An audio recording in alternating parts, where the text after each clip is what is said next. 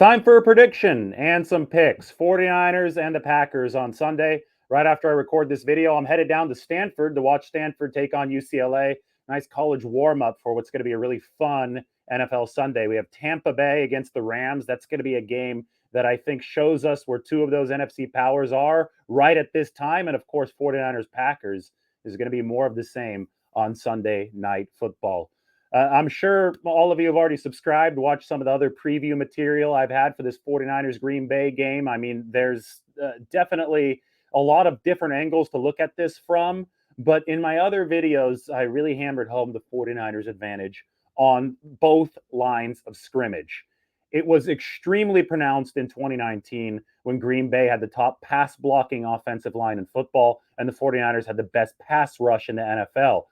Number one against number one in 2019, two matchups that season. The 49ers dominated both of them. Well, you fast forward here to 2021, the 49ers are still powerful along the defensive front. The Packers are weakened along the offensive line. No more center Corey Linsley, who's an all-pro, who's now with the Chargers. 49ers tried to sign Corey Linsley, by the way, but he ended up being a little too expensive for them. 49ers have Alex Mack instead. They're happy with that at the center position. I digress. No David Bakhtiari, star left tackle for the Green Bay Packers, and probably no Elgton Jenkins, who's his backup, which means the Packers will be on their third option at left tackle, and in all likelihood, their third option at right tackle without their all-pro center, who they had the last time that they played the 49ers, or at least the 49ers featuring Nick Bosa and a healthy team back in 2019. You add all that up, it's an advantage for the 49ers up front. I don't see any way around it. I think that they're going to be able to pressure Aaron Rodgers, force the Packers into the type of game that Green Bay doesn't necessarily want to play, and that's run a lot to Aaron Jones and, a quick passing attack. Rodgers did it last week against Detroit. He had to do it against the 49ers 2 years ago. It didn't work out for him, though. They got blown out in both of those games. So big advantage for the 49ers on defense. Big advantage for the 49ers, I think, offensive line, starting five at least, against the Green Bay defensive line, since Darius Smith, the Green Bay's top edge rusher, is out of this game. Remember that 2 years ago, the 49ers didn't have a good pass protecting offensive line, and they had injuries when they played the Packers in week 12. In that game, Justin School started for the 49ers at left tackle, and he just got worked by Zadarius Smith in the first half. So the 49ers bench School, put in Daniel Brunskill at left tackle.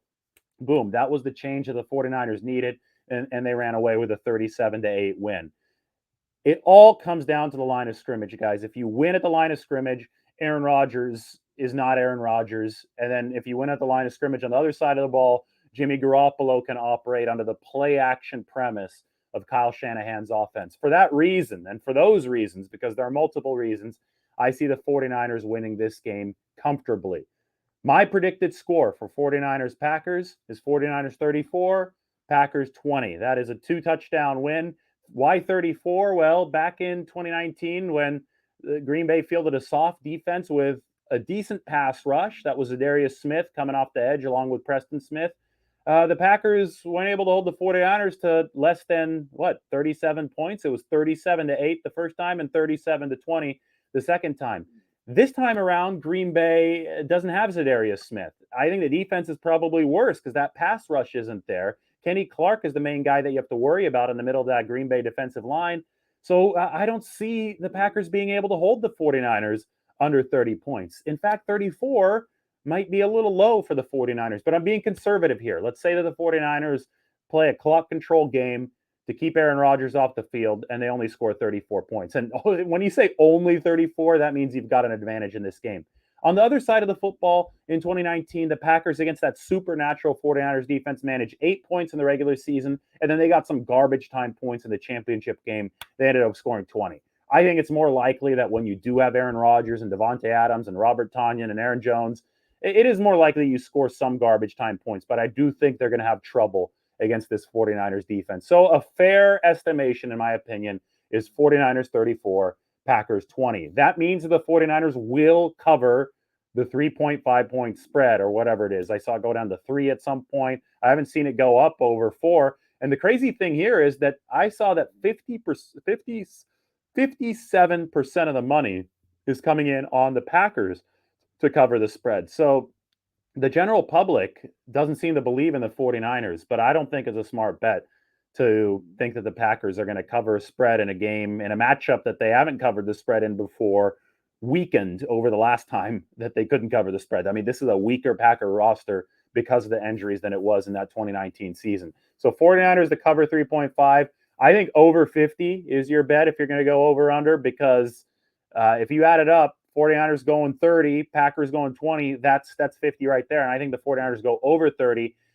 The only reason I'd stay away from the over under is because Green Bay could go out there and only score 8 like they did in 2019. But I do think that without DeForest Buckner, without Jason Verrett, this 49ers defense, I mean, Richard Sherman was obviously a key part of that 2019 defense, but the Niners, they're not quite as good as they were in 2019 defensively. So I do think Aaron Rodgers sees some daylight. That's big toward the over, because if he puts up 20, all it takes is the 49ers offense to score 30 plus against the bad Green Bay defense. And you have that over. And I'll pick one prop bet every game for this one. Brandon Ayuk over 2.5 receptions. The whole Brandon Ayuk situation is funny to me because everybody was screaming doghouse when he wasn't in the doghouse. It was obvious he was just coming back from a hamstring injury and hadn't re-earned his role. And then they're still trying to say that he's in some kind of doghouse, even though he had 38 snaps, the second of all 49ers receivers against the Eagles. Newsflash, guys, Deebo Samuel's leading the NFL in receiving yards right now. He is the hot hand. Brandon Ayuk is not as good as Deebo Samuel right now. He missed time at the end of training camp with that hamstring injury. He doesn't have the same rapport with Jimmy Garoppolo or any of the 49ers quarterbacks because of that missed time, while Deebo Samuel does have that rapport. So, of course, the 49ers have been force-feeding Deebo Samuel the ball because it has been working. And, of course, Brandon Ayuk, with a limited snap count in week 1, and then, a greater snap count in week 2, but with Deebo Samuel going off, of course, Brandon Ayuk has not been getting the same workload.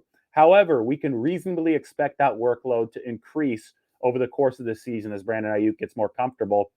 And in a game like this one, where the 49ers are short on running backs, right? And the Packers are a soft defense, I really think that Brandon Ayuk starts getting more targets.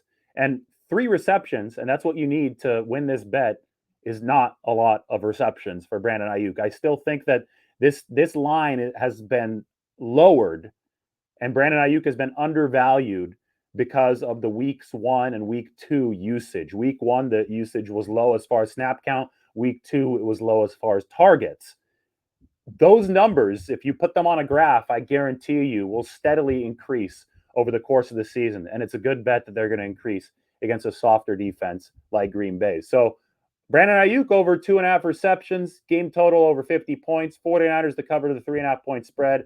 Final score, 49ers 34, Packers 20. Those are my predictions. Hope that you enjoy the game, and we'll talk to you soon. Take care.